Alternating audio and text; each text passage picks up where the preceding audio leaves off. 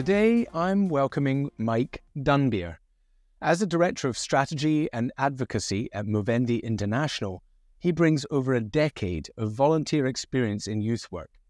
With a solid academic background from Dresden University and Stockholm University, he leads global advocacy efforts, shaping strategic approaches for comprehensive alcohol policies aligned with sustainable development goals.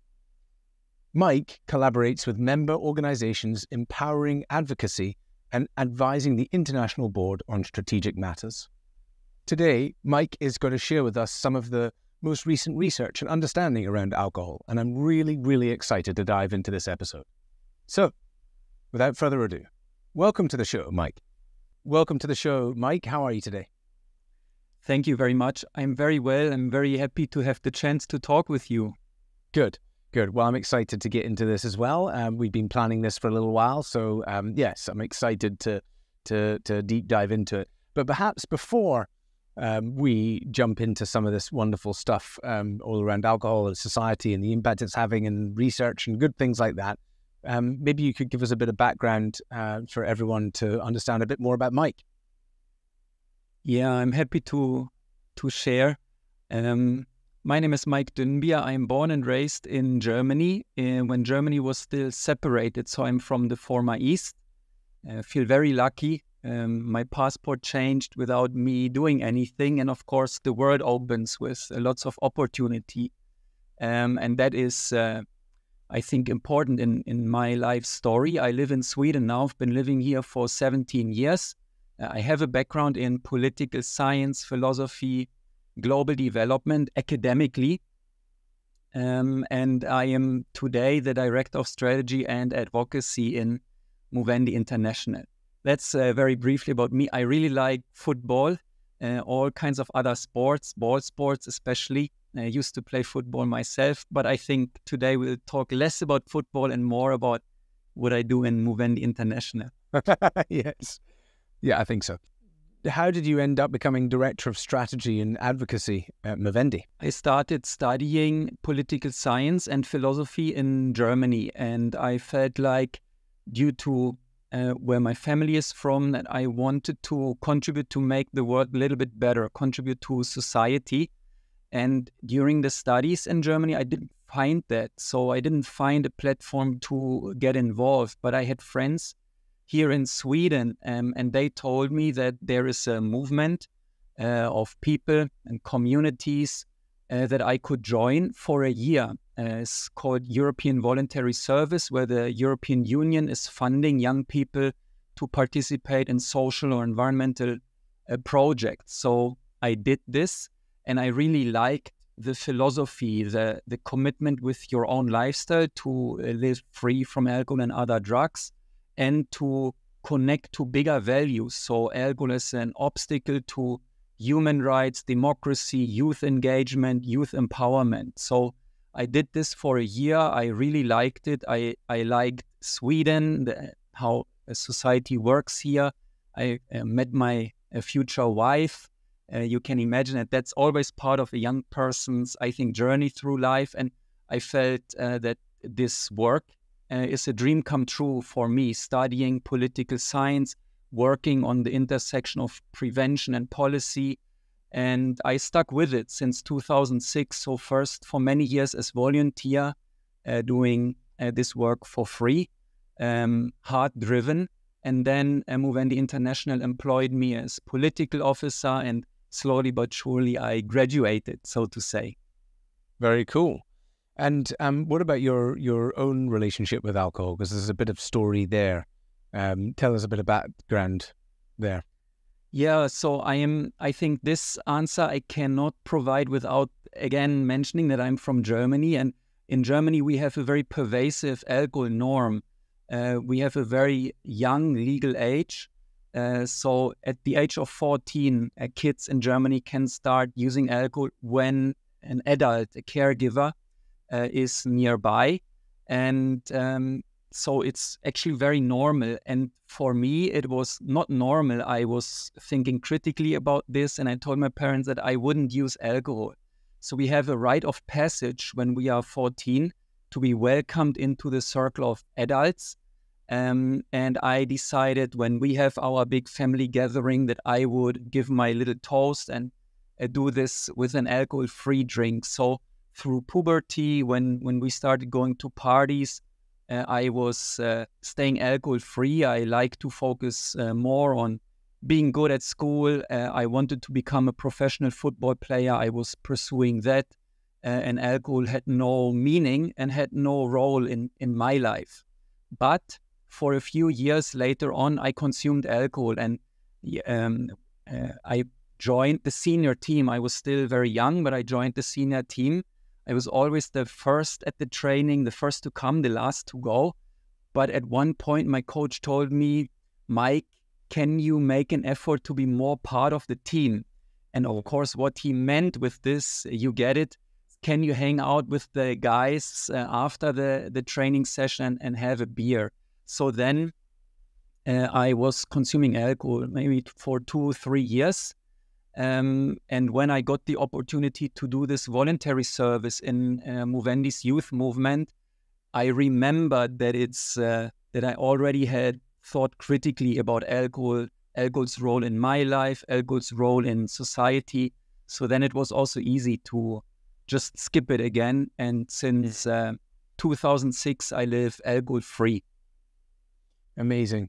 But also, let's just reflect back on that there. You know, there are so many people who get caught in that trap of wanting to fit in and then getting pressure from a boss, you know, a junior coming into a new business, a junior lawyer, a junior, the new guy on the team, the new dad at the school. Yeah. Like all of these people coming into these situations and thinking, I don't really want to drink. And then somebody above them saying, can you make a bit more of an effort? And what happens there is, I guess psychologically, what you want is to be successful. You realize that in order to be successful, you do have to bond with the team. You have to be part of the team to be successful. So therefore, you have to drink in order for you to be successful. And it's like these things happen in our lives. And I guess subconsciously, for a lot of people, they click into place and they become sort of fixed on those things, right? They're like, now they have that association. Next time they go to work at the career or a new job, they're like, oh no, I know I need to go out and get smashed with everybody because otherwise people won't like me. And this goes round and round and round. It's like an indoctrination. So yeah, well done for calling that out at a young age and for wanting. Can you reflect back? You know, what was it that had you different to alcohol in it? What do you think was in you? Why did you have a distaste for it? Yeah, first of all, I really agree with you. I think human beings, we are social animals, so we are wired to figure out what we need to do to be part of a group. And if alcohol is the central thing in a group, that pushes us to that behavior, even if our values, our commitments to other people actually would go against this. But being part of the group, belonging, simply said, is so important for us that we even would go against our own values. And I think you have described beautifully really different circumstances where this happens to people, especially if it's also about this kind of success is a modern word of talking about survival, you know, making it, so to say. And for me, you know, I was just at home and my mom always tells people that I was asking 2,000 questions per day as a child. So I think I was reflecting about the world. Sounds like normal children. Right, it's not very uncommon. So I was asking the big and small questions, and my parents, they encouraged this. So I think they never felt really bothered by it, and I'm very thankful for that. So I have no really good explanation why at that time, 13, 14, I felt like this is nothing for me. I don't have a big analysis as I have now, but I just felt like this doesn't belong. And I think I had some critical thinking with me. It's also not so easy to see that the people who use alcohol, they are not you know, even my parents, when they would be out partying, and that didn't happen a lot, but the next morning I could see that they didn't feel so happy, simply said. They had a hangover. That would maybe happen once a year during Carnival, but I could understand that that's not the best So I just think, layman kind of understanding of how this can affect people. And for me, it didn't make sense, but nothing more sophisticated. Absolutely. And so, so what are you doing? You're Director of Strategy and Advocacy at Movendi International. Well, let's start there. Movendi International, for those who don't know what this organization is, what is it? What is it up to? What's it doing in the world? Movendi International, we are the largest global social movement of people and communities responding to the alcohol harm that we see. We are more than 150 member organizations in almost 60 countries. And we respond to all aspects of alcohol harm. So we do this by creating alcohol-free environments for children and young people. We try to be there for children who grow up in households affected by alcohol problems. On the other end of the spectrum, our members provide help, treatment, recovery services for people with alcohol use problems. A lot is mutual aid, self-help groups that our members are running all around the world. We work with awareness raising, so initiatives and campaigns that inform people and communities about, for example, that alcohol causes cancer, or that there is no safe or healthy amount of alcohol consumption, not even when it comes to the human heart, the cardiovascular system. So we work with awareness, we work with public discourse. That's then part of my job also, working with journalists, supporting investigative journalists that they can look into the harm that alcohol companies are causing. And then our members really want us to work with policy change. So I do the advocacy work at the World Health Organization, at the United Nations. We work together with governments, ministries of health, ministries of finance to advance evidence-based alcohol policy solutions. So that's in a nutshell what we do. We put everything under the umbrella of we want to advance development, personal development, community development, societal and even global justice. We want to advance, and alcohol is an obstacle to that. So that's what Movendi International is all about. Amazing. When was it set up, Movendi? Who was it set up by? Is there a story there? Yeah, I think it's a great story. It was set up in 1851 in a little town in New York State, a little bit north of New York City. So the story is back then is very similar to the story now, where people feel like the harm that alcohol is causing in their community is affecting themselves, their families, their workplaces, like you were alluding to earlier. And people gathered and wanted to do something about this. So that's in 1851. And the method that we have, because we are non-religious, non-partisan, really open, so to say, as an organization. At that time, that was new, innovative, and groundbreaking. Women could join, African Americans could join in 1851, of course, very important. And so the way of working, the way of organizing spread around the world. And of course, now it's 2023, we had to reinvent ourselves, modernize, make sure that we respond to today's problems, not the problems of the 20th or 19th century, also with today's methods and language and so on. That's been part of my work the last decade. But yeah, we are from 1851. Cool, amazing. Minimum unit pricing has been, as an example, a successful thing in Scotland. What sort of things is Movendi working on? What sort of things do you think you're working on at the moment? And is there anything you've got coming up that is worth talking about?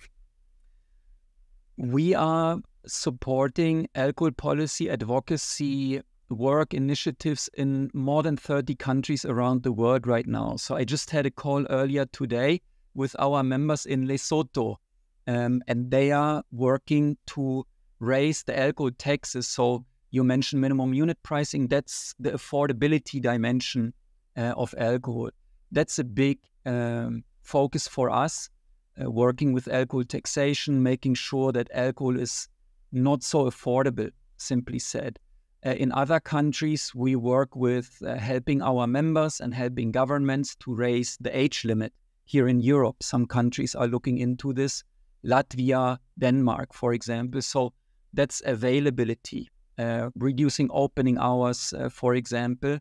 In Scandinavia, we are trying to make sure that the world-class alcohol policy system that Sweden, Finland, Norway, and Iceland have, they are protected from alcohol industry interference. So this is a big part of our work. You can imagine in some African countries, they don't even have alcohol legislation. So they don't have a legal age limit. They don't do anything about alcohol advertising. So those countries, like in Uganda, we are supporting right now to put in place an alcohol law like you would have in the UK. And then in some countries, we work with alcohol labeling. So to make sure that there are warning labels on alcohol products that inform people that alcohol causes cancer. But the big three are alcohol taxation, alcohol availability limits, common sense limits, simply said, on where and when alcohol is available, and banning alcohol advertising. Okay, well, let's just take you mentioned about availability there, and I can't think of the exact piece of research, but I often quote it because I found it really stunning, and that was that maybe it was a piece that you put out, but because that's actually how we got connected is all of your lovely content you put out on LinkedIn, and I don't know how we got connected, but I just kept seeing these updates, and I was like, no, this is really valuable stuff, very, very helpful stuff. So I wanted to mention that, and thank you for that. And we'll drop the link and make sure people can find you and stalk you with all the good things you're putting out there. So when it comes to availability, you mentioned about Germany having a poor relation. I think it's number 5 in Europe as the worst country for alcohol consumption per capita. And the ones above that are Latvia and the Baltics, very, very, very high drinking level. And what this study was looking at was what one thing, if there was one thing that would predetermine the likelihood of developing alcohol use disorder in your life, what's that one factor? And I think, tens of thousands of people and over a huge proportion of population and internationally looked at, and there was one thing that outstands everything else, and that's the age you start. The age you start is a predeterminant of whether you're more likely to start or to have an alcohol use disorder in your lifetime. So, that very piece of research there should be the reason why we move to as late as possible before people are starting to have a drink. And I think, there's a lot of parents who listen who are like, well, I'd rather they learn to drink with me than they did somewhere else. So I'm going to do it earlier and introduce them to alcohol safely and things like that. So anyway, that's a word for waiting until much later to go into that. Now, availability is something also very much controlled. You said the world-class behavior of Scandinavia. So it's far more government controlled in the likes of Sweden. Only Systembolaget can retail alcohol, all sorts of things like that. So they reduce availability. But I've been to Sweden. And if you go anywhere outside of the major cities, they drink like fish. So I think as you try and control like that from a government perspective, well, we know what happens with prohibition. I'm not sure that's the right way to go about. So how do we balance that? Personally, I believe that, the third one, advertising and coming down more on advertising is really a key driver, right? We've seen alcohol consumption track over time with alcohol advertising spend increasing. And of course, we've had all of these associations. So I sort of feel like governments constantly putting out the conversation of alcohol causes you cancer and things like that. It is quite a slow beast to get people to turn, because we're hearing it from everything, right? Sugar's causing problems. All processed foods are causing problems. It's just like, too much. Okay, I'll carry on drinking. I feel like banning it and controlling it and forcing availability creates an underground world. I think the best way to go around is trying to get people to see it in a different light, right? Things like what we're trying to do at OYNB. So yeah, what do you think is the best tool to be used here? What's your thoughts on everything I just said, and also the best tool to use?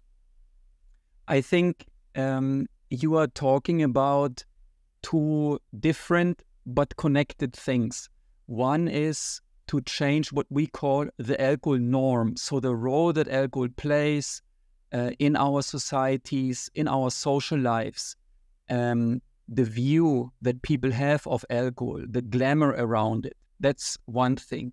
The other thing is the rules around it. So basically the behavior of societies around it. And so the countries that do this well, I have a slide when I present this for ministries of health where I say this is a disclaimer. The next few slides, they will just be facts. So it's world-class evidence, just facts. There's no need to discuss it in a way. So, for example, in Scandinavia, the reason why I call it world-class alcohol policy models, systems, is that they have high prevalence of alcohol use. So in Sweden, for example, 90% of the adults, they are using alcohol. So it's not prohibited at all. People use alcohol here. It's not the question. Nobody actually talks about a prohibition except of the alcohol industry because they want people to go there. But what they do in Sweden, because you mentioned the list, Germany is 5th, Estonia, Latvia, Lithuania, even higher than Germany. The Scandinavian countries are nowhere to be found on this list. Why? So they have high prevalence, but they use these population-level alcohol measures that reduce the per capita consumption. So there are very few unintended consequences from this alcohol policy. We don't have a strong informal, unrecorded or illegal market in Sweden. The coronavirus pandemic showed this also very clearly, because then you can compare now and previous and so on. So one solution is really to invest in raising alcohol taxes, banning alcohol advertising, and putting common sense limits on alcohol availability. This drives also the societal norm. And at the same time, I'm really with you. I think you made a very important point. There are important things that community groups, initiatives like 1 Year No Beer, challenges and so on can do. And to our mind in Movendi, that is not, like you were alluding to, that's not so much talking about the harm all the time. That is about creating the experience of alcohol-free environments, alcohol-free days, alcohol-free weekends, weeks, whatever time period, and helping people navigate this, like you were alluding to. So now I'm coming under pressure at my workplace. How can I navigate this? Or how can I have community around this? So of course, there is a place also for awareness raising. As I said in the beginning, we are also doing it, but we really believe in talking about the positive sides of going alcohol-free for whatever time period. And we believe in questioning the role that alcohol has. So are all the effects that we believe alcohol is giving us, are they actually coming from the beer, wine, and liquor? Or are they in our minds? Are they from the marketing and so on? So, and here you can see then how both sides also are interconnected, because if we ban the advertising, we also level the playing field more. We have more attention, more perception of these messages and initiatives that want to create healthier environments for people. Absolutely, spot on. So I know from, and maybe you'll know this or not, but I remember from some old data that, since 2004, the UK had been changing its relationship with alcohol. So peak booze in the UK was 2004. And 2004 right up to, I think it was about 2019 was the latest data. It was like 22% decline, which is huge. That's absolutely enormous to see that change. Now, part of that is because of this binge drinking culture. Binge drinking is hugely awareness making, right? The fallout publicly, the societal issues.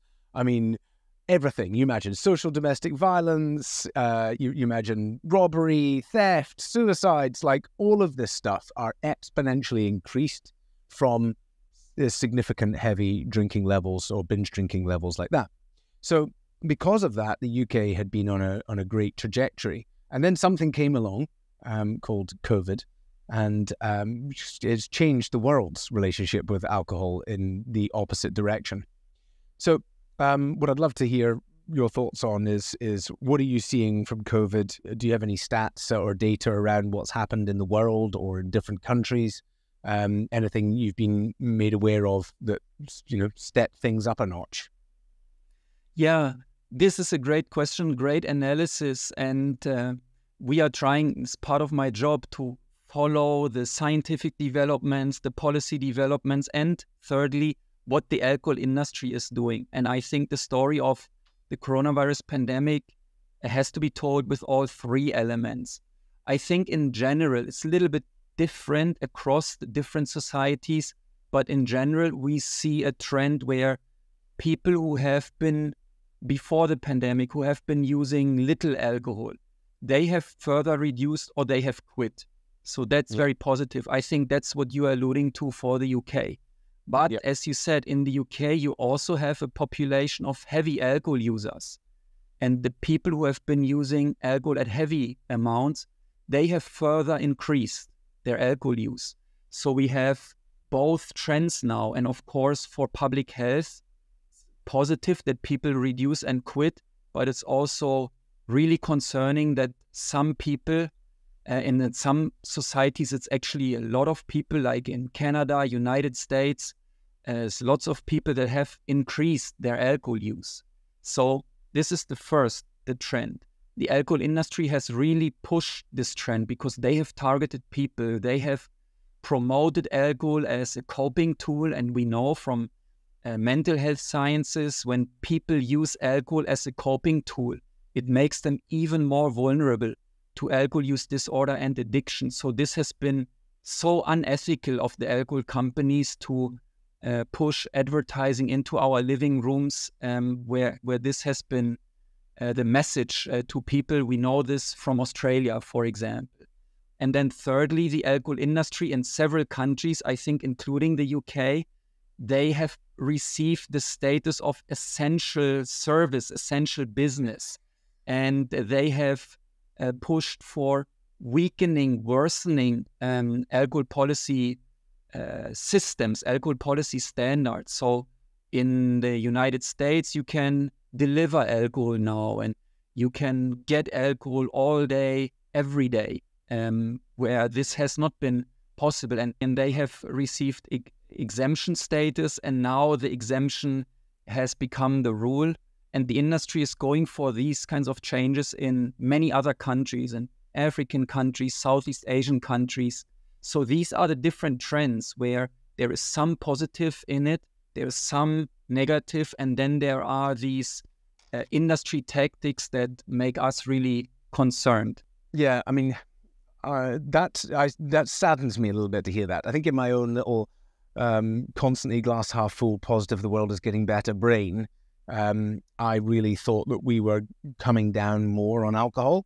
But I think it just goes to show how blindsided we are, how much manipulation and bullshit is going on out there around us. And I think that, this is going to go on for decades more. As we very slowly change our relationship with alcohol, despite knowing what we know today, right? Which is, like, as you've summarized in the beginning, that there's just nothing good from this thing. It's a poison and it's significantly harmful to people and to society. Let's pause just for a brief moment. I just want to share with you some of the heartfelt feedback from our incredible Complete Control community members. Listen to this. I don't know how I signed up. I think I just got an ad on Instagram and just got a whim, just hit the button and did a call and then signed up and didn't really consciously think much about it. And then after that, I was like, what did I just sign up for? Wait a second here. Like, far exceeded my expectations. I'm usually extremely skeptical, so I don't know how I even signed up in the first place, but whatever it was. So it's just amazing how, like, the transformation that I've seen, and even the drinking part is just kind of it was the Achilles heel, but it's kind of just the superficial problem. And it's like, once I kind of clear that up, there's so much more possibility. And the exploration discussions with Gary, with Candace have just been so powerful, and they both kind of focus on a different area. And then with Glenn kind of looking at my data, and with my cohorts or classmates, or, it's just been everything has just been so powerful and kind of supportive of, completing the whole picture of how I do this. So just really grateful, and yeah. And also just feel more grateful, and not only just for all of you, but just in life in general. It's just a little bit more clarity and peace and calm and so forth. So I am incredibly grateful for this entire program, everybody on this call, and everything that we were able to experience. I think that it delivered more than I expected. Honestly, I like I've said before, I've done a couple of challenges and different things, and I think that this, beyond examining my relationship with alcohol and making, I think, pretty good strides in staying alcohol free. I think it taught me a ton about myself and how to examine my habits and my thoughts and those kind of patterns and ways to approach the things that worried me the most in this experience have just been invaluable. I think I'm leaving feeling stronger in general, more self-aware in general, and just really more anchored in who I want to be and what my values are, and how I can, take better steps to achieve those. So it's been fantastic for me. And then again, our team, I really appreciate all the feedback and support from every single person on this call, but my cohort as well. It's been great. So I love everybody that I've met here. I have loved the program. I am not an emotional person like this, but this has changed my life. It has given me a life. And there's other things I need to do too. But I don't have to do alcohol anymore. So thank you. It's been an amazing journey, and I appreciate the professionalism. Whenever I feel the stress, there's something that I can go back to everybody, and the sharing from everybody, and the professionalism of the program. So I loved it, and I've grown a lot. So lots and kisses. One word is transformational. That's a word that's been bandied about for decades, but in this, it is absolutely accurate. If I was to use one word, this was a great investment. It's not self-help, it's self-realization. It's super powerful, but it exceeded my expectations. Or maybe it was Sharon who said that. Or maybe I'm exceeding my expectations, and I like that. The program has been I'm hugely grateful for the program. I think the journey for myself has been amazing. I mean, I remember telling, I don't know if it was Candace or Gary, the first 3 or 4 weeks of the program, I was like, I can't stop thinking about not drinking. It's in my head. Every day I'm thinking about not drinking. And it's like now I'm not even thinking about it. It's just like my life has sort of stepped on. I'm excited about the future. Things are looking good. I just love sharing the things people are saying about our complete control program. Okay, let's get back into the episode. We have a situation where the tax income from alcohol is much lower than the societal costs, and alcohol taxes are much lower than tobacco taxes. But the combined burden of the direct and the indirect harm from alcohol is nearly double that of the total burden of tobacco harm, because alcohol is socially so harmful. So we actually have a bigger burden from everything negative that alcohol causes if we compare it to everything negative that tobacco causes, but we don't have a policy response nearly close to how we are responding to the tobacco harm. And one way of telling that story is by looking at taxation. And even when we look at taxation, we can see that there's little tax revenue that the governments are getting, and then there is lots of costs that we as society are spending. And that is costs that burden the NHS in the UK or the German healthcare system. So in Germany, the cost is 57 billion euro every year, and the income is 1, maybe 5 billion. I always forget it, but it's not nearly close. It's a fraction. It's a fraction. And I think that's very similar in the UK. So society is paying the profits for the alcohol industry. And it's simply not true. It's not accurate to say that the government receives lots of revenue. And no finance minister, no treasury can be satisfied with spending so much, having so high costs, and actually having so little income from this. So we need to rectify the whole thing.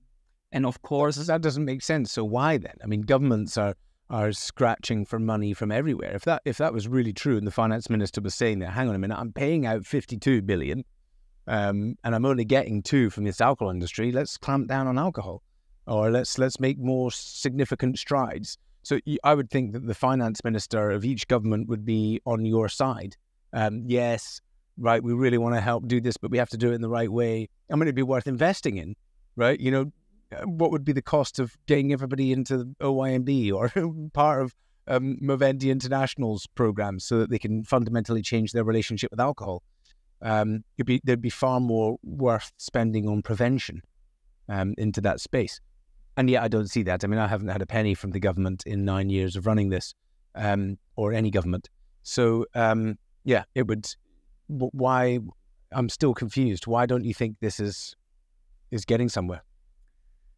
In 1776, Adam Smith wrote in The Wealth of Nations that tobacco, sugar, and rum are 3 products that are really important to tax, if I paraphrase. 1776, and I think Adam Smith, he's Scottish, that is a household name in your country, right? And yep. So the answer to your question has to do with ideology. Like there is a liberal ideology for how to do finances, how to do the economy, and the people who are running the countries, they're just not following all the aspects of this. So they might have their own biases, like you were alluding to. They think very positively about alcohol as such, the role that alcohol plays in their own lives, and the role that the alcohol industry plays for the economy. And then they are ignoring the other side, actually the bigger side, not the other side, but this other reality. And then I think we could say the same about the journalists. They are learning now. We knew since 1988 that alcohol causes cancer, but the journalists have not been reporting about this. So the people who hold power, they are not representative of us in society, because we experience the alcohol harm. People in the communities experience the alcohol harm. But the stories we are telling, they are not about how effective 1 year no beer is. They are about how great it was to have alcohol last weekend and how everyone bonded around it. And it's actually, when you drill down into it, when you look at the science around it, it's not true, but it's a cultural narrative that we have. So I think it's the ideology that simply ignores a reality. It's a cultural narrative that we have, and it's biases that people in power, the opinion leaders, the policymakers, even, doctors are not talking with their patients about their alcohol use problems. I would love if doctors would say, there is 1 year no beer, why don't you try it? But doctors have, I think, high prevalence of alcohol use, high prevalence of alcohol use disorder, and so they don't engage in these discussions either. And so I think these are the underlying reasons why we as a society are not really tackling the alcohol burden to the degree that we should. So if you could wave a magic wand, what would you be able to do? I mean, let's say you had budgets unlimited and resources unlimited. what would you do? I would, if I had a magic wand, I would make sure that every country adopts a policy system for alcohol very close to what we are doing here in Scandinavia. So higher taxes or making alcohol less affordable.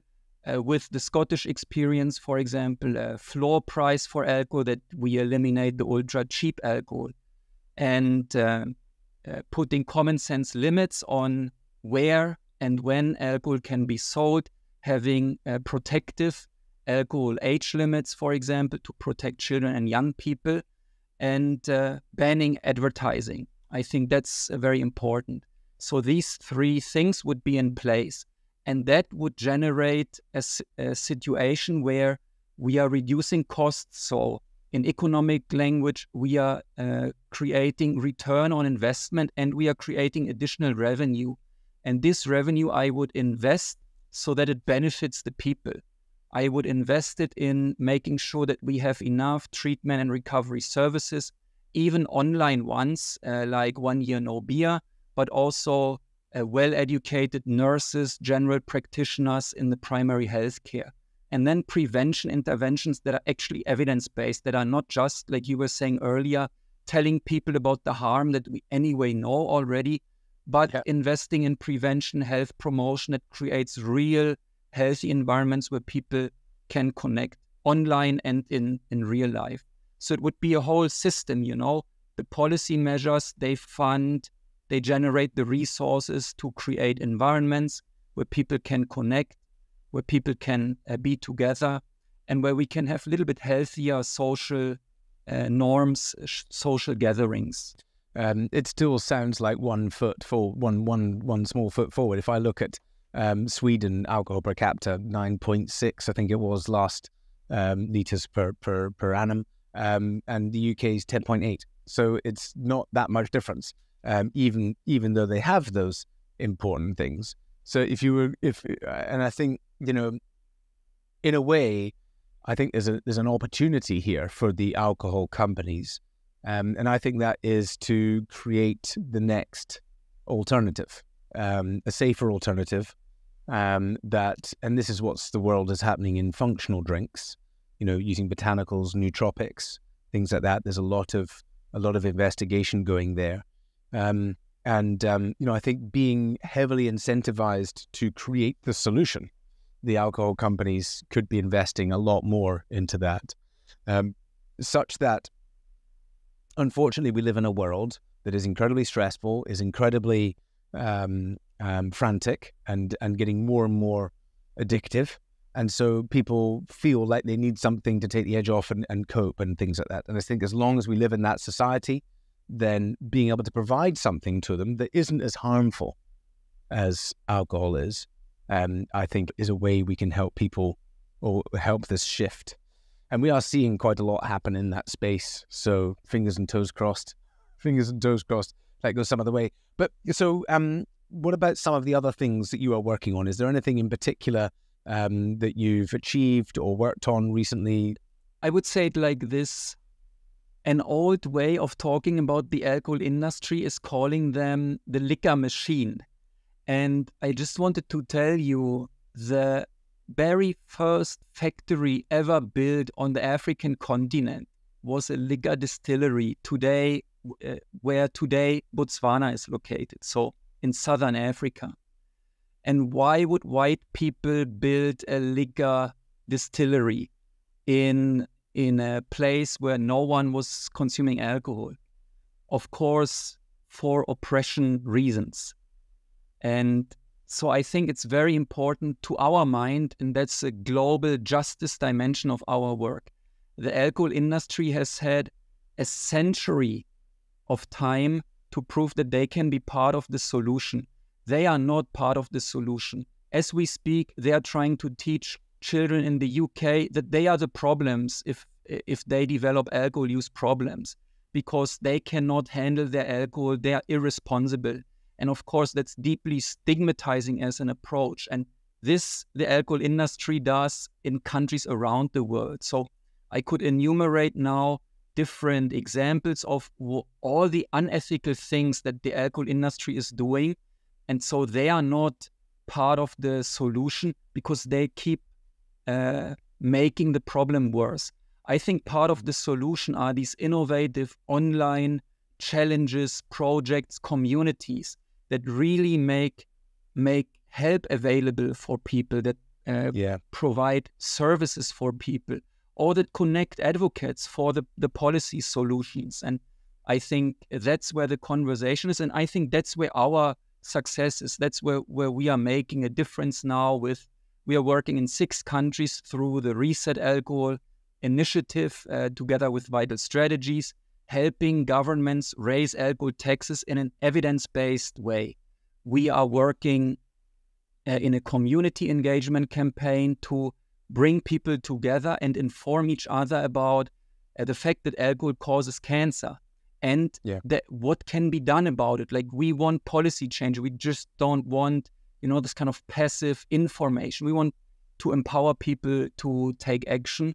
We are very proud of innovative work that we are doing that is about deconstructing the alcohol norm, questioning how we think as society about alcohol. So earlier you mentioned that parents, they have the right intention. They want to protect their children, but they do the wrong thing. They want to teach them how to use alcohol responsibly. Here it is, the flawed, the harmful concept again. And science is very clear that when parents give their kids alcohol at home, they go out and they use more alcohol. Why? Because alcohol is more normalized. And so I think initiatives that denormalize it, just have a healthy conversation about what is this thing, what role does it have, like you guys would be doing. Does it suit you? Does it benefit what you want to achieve in your life? And, questioning these things. I think that's what is important. In these aspects, we are doing some work, and that's what we feel proud of. Yeah, that's amazing. Well done, and well done for doing the good work that you are doing. You mentioned before, and I'd love to, if you don't mind, I would love to hear some of these tactics and things like that you've discovered. I would love to hear anything you're willing to share that you've seen or know that happen, or I'll even take rumors. But I just love a bit of scandal. And I think that for lots of listeners, in a way, it's helpful for them to get angry. It's helpful for them to see the truth, because this is the part, it's like, no, you're drinking regularly. This thing that you think is your friend, that is super sexy and happy, and all the sporting events and the celebrities are doing, and Adele's out last week saying, I can't wait to get back to having a drink again. No, this is all bullshit. And here's examples of what the alcohol industry does to manipulate you into thinking that is the case. And it's like, when somebody realizes, oh, I'm being a puppet if I do that. Oh, hang on a minute. I don't want to do that, right? It can come from a more powerful place from within them for change. So give us some scandal. Such a cool question. So I can tell you that my friends in Germany, they're always surprised when I tell them this beer brand that they are consuming is actually part of the largest beer producer in the world, because they think it's from northern Germany, a little brewery, and they're somehow supporting the local economy. No, they are consuming a product that is from the largest beer producer in the world. And so what we do is we map the alcohol industry, and we have an initiative called bigalcohol.expose, so Big Alcohol Exposed, but it's also a URL where people can find out about how concentrated the beer and liquor industry actually is, and how much power they then have. And I think you make a great point here that I can explain a little bit more. The alcohol industry is shaping how we think, they are shaping our values, they are shaping our environments, and of course, they are shaping policy outcomes. And the way we explain it is by the dubious 5. So we have identified 5 strategies, unethical strategies the alcohol industry is using to shape everything. Lobbying, I think, is the most obvious one. They are interfering in the political decision-making processes against taxation, advertising, and so on. but they are also engaging in sabotage. So they just decide this rule that a society has doesn't apply to us. We are paying bribes, we are corrupting officials, we are not paying our fair share of taxes anyway, and we have evidence for all these things. So here we are getting into the scandal, and that's where journalists, investigative journalists, reach out to us now, and they want to investigate what is Heineken doing in Africa and Southeast Asia, what is Carlsberg doing with Russia, for example, as Russia attacked Ukraine. So lobbying and sabotage. Promotion, you mentioned this. What is the alcohol industry doing to market alcohol, to promote it, to push it on us? As probably also a no-brainer. But then there's also manipulation. So the alcohol industry investing in good-looking programs that they appear as good corporate citizens, but they use it to interfere politically, or they use it, like I was saying earlier, to get into schools and then teach the wrong things, like confuse people about the harm that their products are actually causing. So this is manipulation and deception. I mean, you wouldn't believe what the alcohol industry is doing in this strategy of deception. They are buying scientists. They try to work with the National Institute of Health in the United States. They wanted to pay them for a study that was supposed to be called Cheers, to prove that small amounts of alcohol are actually healthy. And the New York Times most exposed. Yes. So there was a journalist in the crowd, and they were pitching their study with a preordained outcome, which a study would never have, an official study would never have, looking for funding, and the entire audience was made up of the alcohol industry. So those tricks and games are still carrying on. Yeah. And in different countries, it looks differently. I mean, they are paying. Vietnam was in the process of developing an alcohol law. They didn't have one, and it took them 20 years to get to a final stage in 2019. And they were paying, the alcohol industry was then paying members of the National Assembly in Vietnam to go on a study trip. But of course, it's an awesome trip, all costs paid abroad, is bribery, right? So the alcohol industry is doing all kinds of things like this. And I think it's very important that we talk about how they establish that alcohol is a magic potion. Alcohol gives us relaxation, but it also gives us excitement and adventure. How can it do this? You know, because the ethanol in beer, wine, and liquor is always the same substance, the same molecule. And so it's the placebo effect that the alcohol industry is conditioning us to believe in. And we learn it since we are 4 or 5 years old. Science shows that children know how the father uses beer. Children know how the mother uses wine. Like, this is even gendered and it's used for self-medication. It's used for self-sabotage. All these things, they have nothing to do with the ethanol in beer, wine, and liquor. They have everything to do with how we have been conditioned to think about it. So I think that's the reality of the dubious five then. Looks like global alcohol consumption is rising nice and steadily, he says. So, and I mean, in the US, they're predicting a 12% increase from 2023 to 2024, probably from exactly what you said. When you look at the US from a health perspective and drug policies and all of that, let's put them aside for a minute. But we're fighting a losing battle. We're fighting a losing battle against it. It's not what I see, because what I see in the news is lots of people choosing to change their relationship with alcohol more than ever, right? People talking about going sober and taking a break and drinking less. So I guess, you know, the message is, if you are on this journey of changing your relationship with alcohol, you need to shout about it more than ever. You need to let everybody know and share OYNB and check out Movendi and share Movendi, and just the only way we're going to get ahead of this alcohol industry is by changing the consumer demand. Would you agree with all of that? Any thoughts to add into there? Yeah, I would say that I am very hopeful because part of what we do is to really analyze the world we live in. And that means to take a good look at the pervasive alcohol norm and the unethical practices of the alcohol industry, but also when our politicians are not doing what the science clearly shows should be done and would help people. So these three elements, they are a bummer, simply said, very often. But then there are lots of, and so you're absolutely right, there are lots of really positive developments in society. In Western countries, really true across the Western world, young people stay alcohol-free longer. If, not when, but if they start using alcohol, they use less than previous generations. That doesn't mean that we don't have a problem with older people. For example, the baby boomers, the alcohol problems are accelerating there. But there is hope in the younger generation. Yeah. And I agree with you very, very much. There is hope in increasing awareness.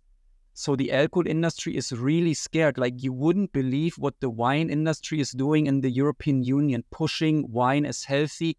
They are really aggressive against any attempt to put wine into the context of cancer, because the science is so clear and people's awareness is growing, like you were saying earlier.